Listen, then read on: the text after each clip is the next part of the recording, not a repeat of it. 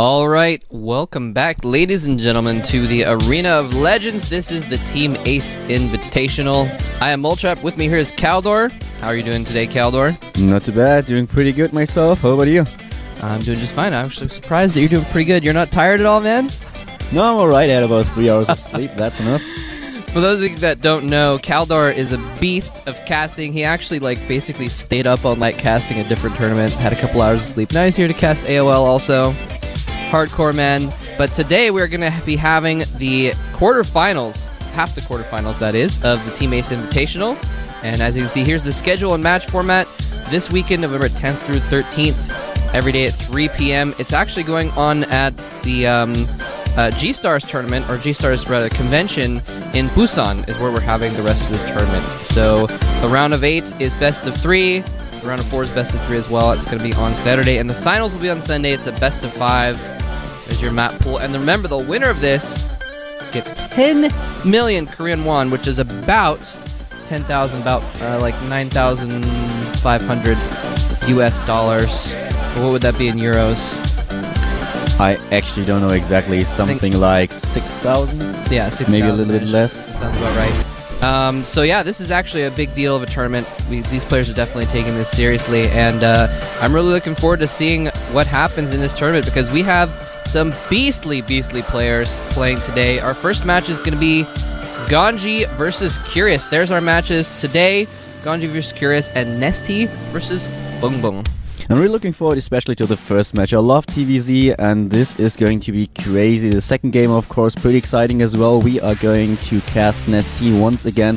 I was really surprised that we are so lucky that we could also cast Nesty and Don Ragu in the quarterfinals, and now we have the IM player in the groups once again. He's facing Boom Boom Prime, and this is going to be crazy. Nesty's mirror match is just insane, and Boom Boom certainly has put some effort into beating that Zerg player. Yeah, we're going to have an opportunity to watch Zerg versus Zerg played at its finest, by Nesty at least. We're going to see if Boom Boom can step up his game and try and meet Nesty. He has nothing to lose. Basically, everybody thinks Nesty is going to take this game because his record against Zerg is just incredible. So Boom Boom is the underdog in that match, and that might actually work out in his favor. Yeah, that's going to be very interesting to see. He might pull out some cheese. You know, I remember that's one of the ways that Demaga is the only person to beat Nesty in a Zerg vs. Zerg best of series. And he beat him. One of the games he actually won pretty straight up, but one of the games was just playing against the player. Nesty never scouted, and so Demaga went for a 9-pool cheese or 10-pool cheese build of some kind. And so we're going to see if Bung Bung pulls out any cheese today. But like I said, our first match is Curious versus GanZi, and that is, I think, going to be the most exciting, one of the most exciting matches of this whole tournament, actually, because Curious is an absolute beast versus Terran, and GanZi is just really good against Zerg as well. It's going to be really high-level play. And the first map will be Daybreak, so we are jumping into the map in just a few minutes. The players are getting ready right now. Curious against GanZi. That's actually quite an exciting matchup. And here are some statistics for you guys, how those two performed in the GSL. We have Curious being the GSL October Code A champion, whereas GanZi was able to win the August Code A championship. Yeah, both these guys are Code A champions, actually. That's kind of interesting. We're seeing the two Code A champions meeting. Of course, Curious didn't do so well in Code S this season. You know, he just absolutely was a beast in Code A. Did not drop a single game. 13-0 all the way through Code A, and got straight into Code S that way, and then, you know, kind of fell back down pretty quickly. So showing a little bit of vulnerability despite looking so beastly in Code S, but maybe he had a bad day. He's been performing well in this tournament as well. Same goes for GanZi. He was an absolute beast, didn't drop much in the way of games on his way through Code A, and he's been doing well in Code S as well, making it pretty far to the round of 4 in GSL October. Yeah, and we have Curious, for example. He was able to win his Code A match as well against the STC. He was able to take it 2-1, so facing another Terran player. His recent games against Terran have been pretty solid, so I'm actually kind of curious how he's going to do against GanZi. And I'm really sorry about that, but players naming themselves like Curious and Lucky, that's just like an accident about to happen. They're asking for it. Yeah, they're asking for it, and that wasn't actually intended, but it's just like the word is already stuck in my head, and I'm just, I don't know. It's just weird. That's all right. We've been trying for months to try and figure out a way to make some of GanZi's names the same way. Haven't quite figured it out yet. Although Doa calls him the Gonzo Terran. I mean, Curious at least is a name where you can make a little bit fun of it, but it's not awkward. I was casting the Code A group last time, and I was casting Parting, and that is really weird because, well, there are some other words that sound pretty similar, and that is and I don't know. I was really glad that I didn't have a co-caster with me, because on my own I couldn't make so much fun about it. But with the second person next to me, that would have probably been a disaster. We'll leave it up to you guys' imagination what word that sounds similar to. But yeah, no, I mean it's no pun intended when we say we're really curious to see how that he does in this match, because he is just so good. And I know that like a lot of times in his versus Terran matches, he tends to, if I remember correctly, he just basically wins by just macroing really well, and he does immaculate harassment. He's always harassing with Zerglings. He has really, really good mutalist harassment. He never lets his mutas get into danger, so he builds up a really nice big flock of mutas, and then usually just wins through, when the Terran moves out, he just does big flank with Zerglings and Banelings and just destroys everything pretty quickly. But he's also gotten into some crazy base trade situations, and he's good at that too, so just an all-around very strong player. GanZi, he just plays straight up Marine tank most of the time, but he's been known to pull out some interesting builds as well. And of course, we don't only want to focus on the matches today. We have two very nice matches coming up tomorrow, as Moltrap already mentioned. And one of the things that's a little bit exciting about tomorrow's group is that the only Protoss player left is going to participate in it, and Oz has probably the bad luck to face MVP, and this is going to be quite a piece of work for the Protoss player, the last man standing for the Sons of Ire. That's right, yeah. Oz has been performing really, really well lately, and so he's going to have, I think, his biggest challenge yet in facing MVP tomorrow. That is going to be really interesting. And then Supernova versus Dongregu. I am really looking forward to that match as well. Supernova has been doing so well lately in this tournament, the Team Ace Invitational. He's been just destroying everyone. He's been destroying everyone in WCG, but he looked a little bit rusty in the GSL Code S yesterday, so I'm curious to see if he's going to bring that high-level game that he's been playing or not to the Terran player Dongregu. But we're going to get started with game number 1 of Curious versus GanZi. In just a moment, it's going to be on Daybreak. Don't go anywhere. Here we go. Arena of Legends Team Ace Invitational quarterfinals starting now.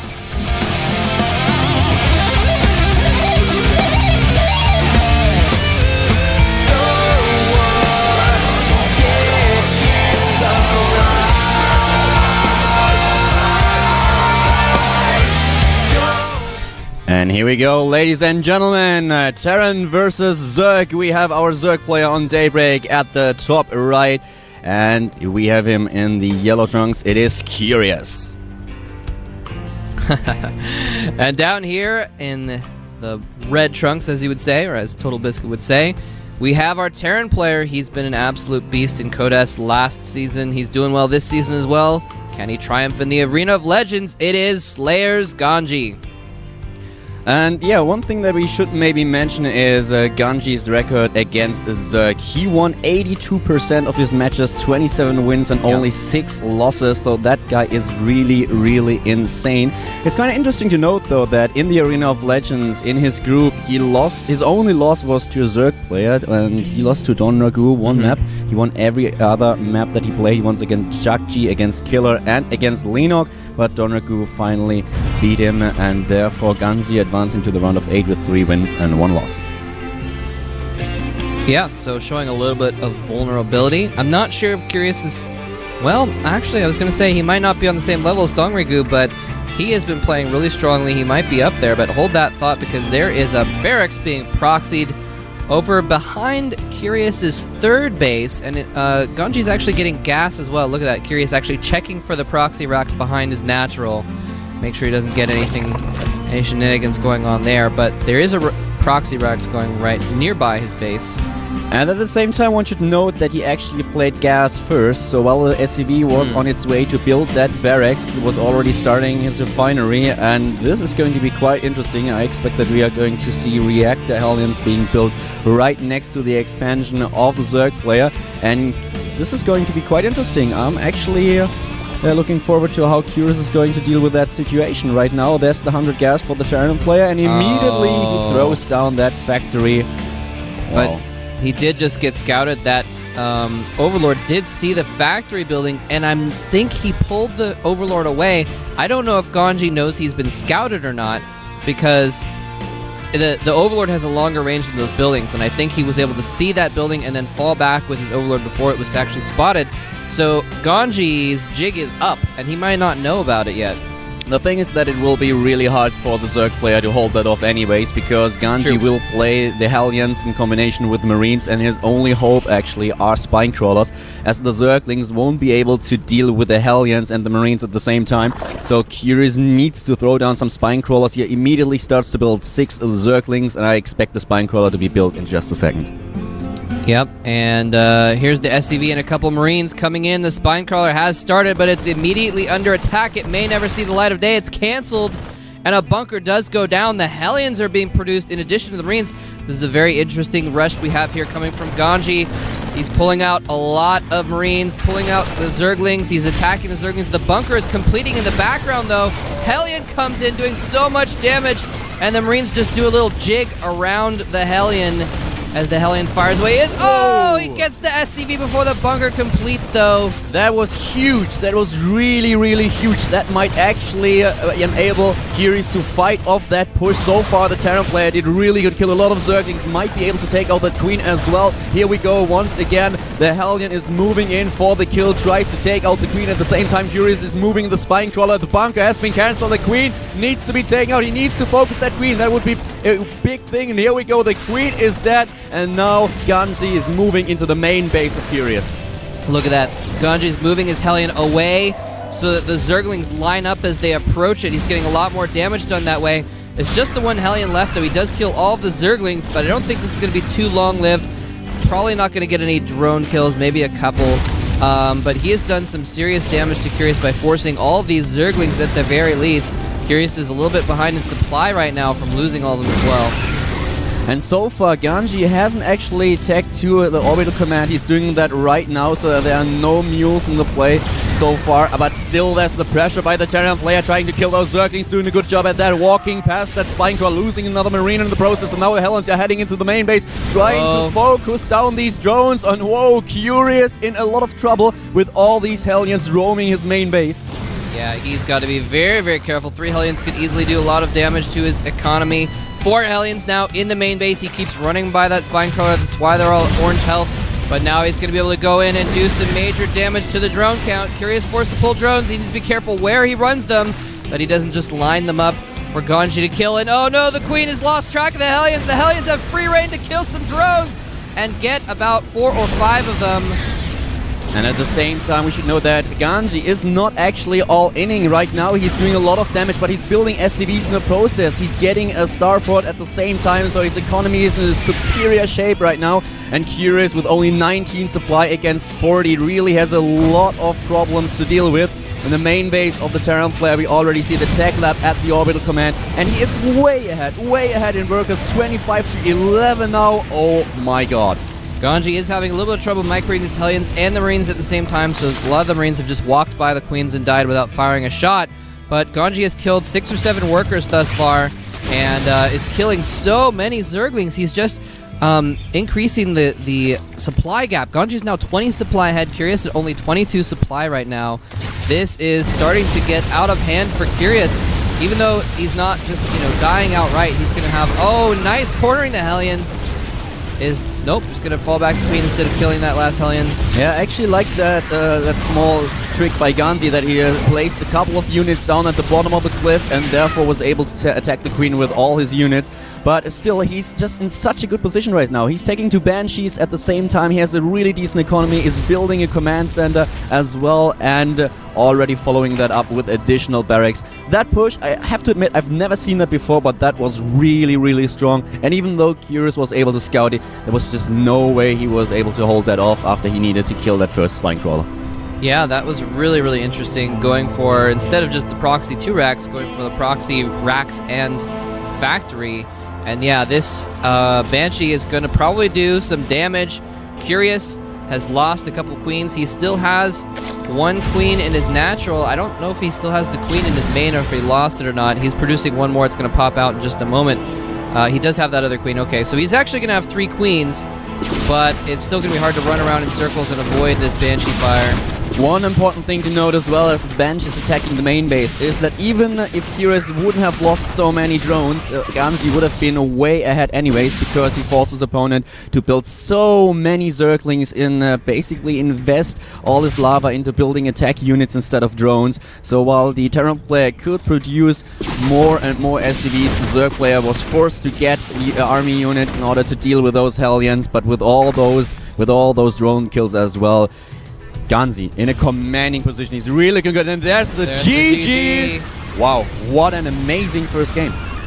Yeah, definitely. And yeah, Curious just realized with all those other units charging up his front door at the same time as the Banshees, he was not going to be able to hold that off at all. Leaves the game. Remember, this is a best of 3, so that puts GanZi 1 win away from victory over Curious. There we go. And yeah, very interesting game. A nice little rush there, and well played by GanZi. Yeah, I feel like the only thing that could have helped holding off that rush would have been if he would just use one of the queens in order to block his main base and build at least another Spinecrawler in the back. So you need to block the ramp in a situation like that, because if you allow the Hellions to get into the main base, then that's basically GG right there if you're not able to surround them.